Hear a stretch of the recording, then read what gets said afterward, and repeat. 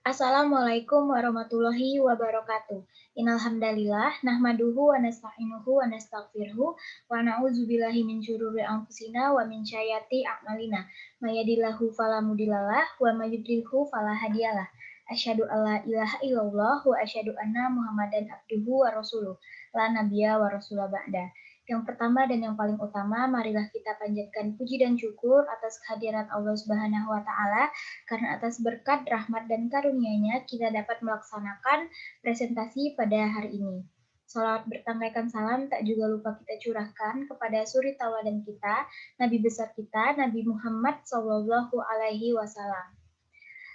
Pada kesempatan kali ini, saya akan melaksanakan dan memaparkan hasil materi yang telah saya buat. Sebelumnya, izinkan saya untuk memperkenalkan diri terlebih dahulu.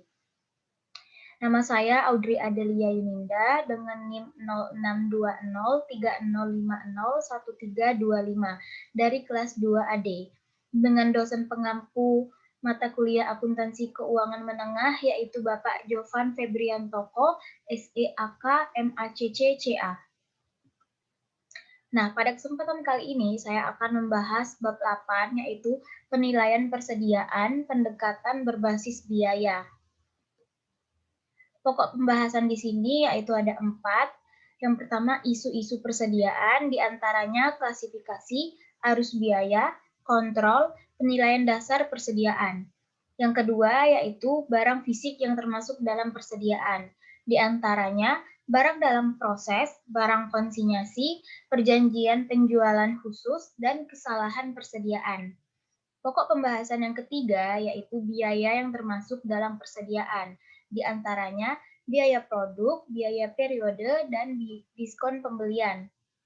Pokok pembahasan yang keempat, yang terakhir yaitu asumsi arus bayar, di antaranya identifikasi khusus, biaya rata-rata, FIFO, dan analisis ringkasan.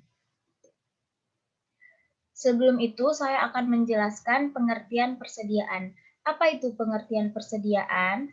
Jadi, persediaan adalah aset lancar dalam bentuk barang atau perlengkapan yang dimaksudkan untuk mendukung kegiatan operasional pemerintah dan barang-barang yang dimaksudkan untuk dijual dan atau diserahkan dalam rangka pelayanan kepada masyarakat. Isu-isu persediaan. Di sini ada 4, yaitu yang pertama klasifikasi, yang kedua penilaian dasar persediaan, yang ketiga itu kontrol, dan yang keempat arus biaya. Untuk yang pertama itu klasifikasi. Persediaan merupakan A. Komponen aset yang dimiliki untuk dijual, atau B. Barang yang digunakan dalam memproduksi barang yang akan dijual, C. Satu akun persediaan, dan D. Membeli barang dagang dalam bentuk siap untuk dijual. 3 akunnya yaitu bahan baku, barang dalam proses, dan barang jadi. Selanjutnya itu arus biaya.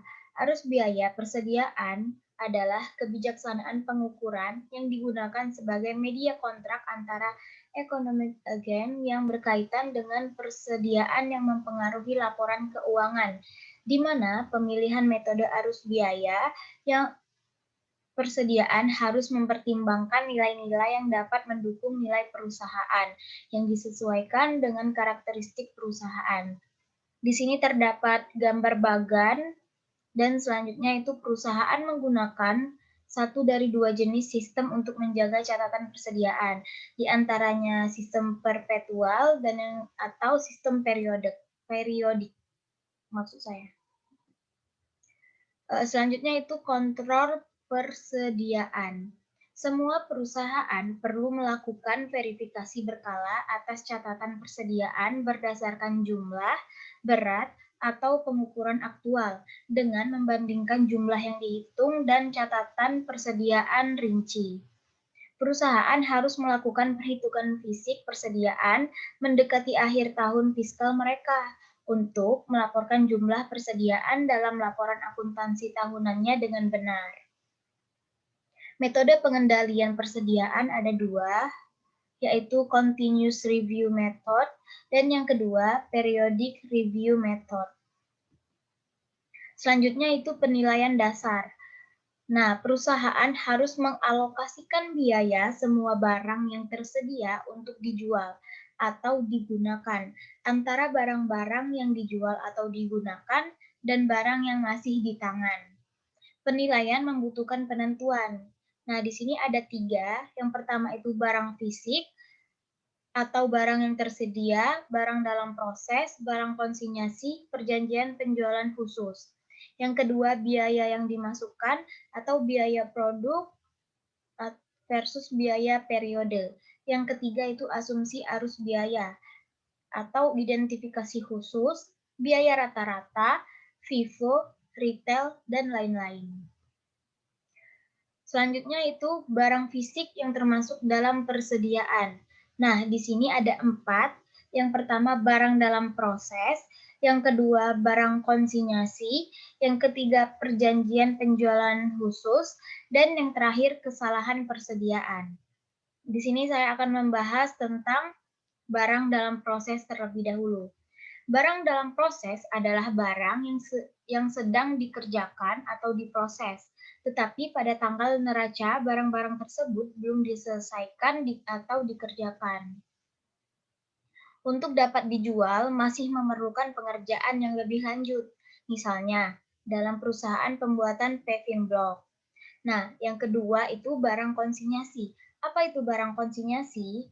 Jadi, barang konsinyasi adalah persediaan yang ditempatkan atau dititipkan di tempat lain untuk dijual. Bisa ditempatkan di tempat agen, cabang, atau mitra usaha. Dengan kata lain, titip barang untuk dijual. Selanjutnya itu ada perjanjian penjualan khusus. Perjanjian penjualan khusus ialah perjanjian penjualan yang diilustrasikan untuk mengidentifikasi jenis masalah yang dapat ditemukan dalam praktek penjualan. Yang selanjutnya yaitu kesalahan persediaan. Bila terjadi kesalahan persediaan di akhir hitung terlalu rendah, akan berdampak dalam laporan posisi keuangan atau neraca, yaitu jumlah persediaan, aset lancar, total aset, saldo laba akan menjadi dinyatakan terlalu rendah, dan modal kerja bersih serta saldo lancar akan menjadi lebih rendah pula dari seharusnya. Selanjutnya, biaya apa saja yang dimasukkan dalam persediaan? Nah, biaya yang dimasukkan di dalam persediaan yaitu ada 5. Yang pertama, biaya produk. Biaya produk yaitu biaya yang melekat dengan persediaan dan dicatat dalam persediaan. Yang kedua, itu biaya periode. Apa itu biaya periode? Jadi, biaya periode itu biaya yang tidak berhubungan langsung dengan proses produksi. Nah, yang ketiga, itu ada biaya manufaktur.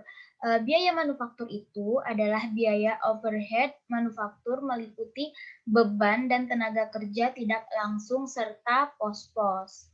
Yang keempat, itu ada perlakuan atas diskon pembelian. Ini maksudnya perusahaan melaporkan pembelian dan hutang usaha pada jumlah kotor. Pendekatan yang lain adalah mencatat pembelian dan hutang usaha pada jumlah bersih atau diskon tunai. Perlakuan ini baik karena menyajikan kesempatan untuk mengukur inefisiensi manajemen jika diskon tidak diambil. Nah, yang kelima, itu yang terakhir, variable costing versus absorption costing. Apa itu variable costing? Jadi variable costing itu metode yang hanya membebankan biaya manufaktur variabel kepada produk. Sedangkan biaya absorption costing adalah metode yang membebankan seluruh biaya manufaktur baik variable cost maupun fixed cost ke dalam produk. Selanjutnya itu asumsi arus biaya. Nah, apa itu asumsi arus biaya? Jadi di sini saya akan menjelaskan pengertiannya terlebih dahulu. Asumsi arus biaya atau cost flow assumption adalah bagaimana biaya-biaya mengalir atau menuju ke akun-akun persediaan, bukan arus kerja atau produk pada inti produksi. Asumsi arus biaya dapat menggunakan identifikasi spesifik atau menurut job, first in first out, last in first out, dan rata-rata tertimbang atau weighted average. Yang pertama itu identifikasi khusus. Identifikasi khusus digunakan dengan cara mengidentifikasi setiap barang yang dijual dan setiap barang dalam pos persediaan. Yang kedua itu biaya rata-rata. Metode biaya rata-rata menghitung harga pos-pos yang terdapat dalam persediaan atas dasar biaya rata-rata barang yang sama yang tersedia selama satu periode. Selanjutnya itu ada first in first out atau FIFO. Maksudnya metode FIFO mengasumsikan bahwa barang-barang digunakan atau dikeluarkan sesuai urutan pembeliannya. Dengan kata lain, barang pertama kali datang ialah barang yang lebih dulu digunakan. Selanjutnya itu last in first out atau yang lebih sering diketahui dengan LIFO.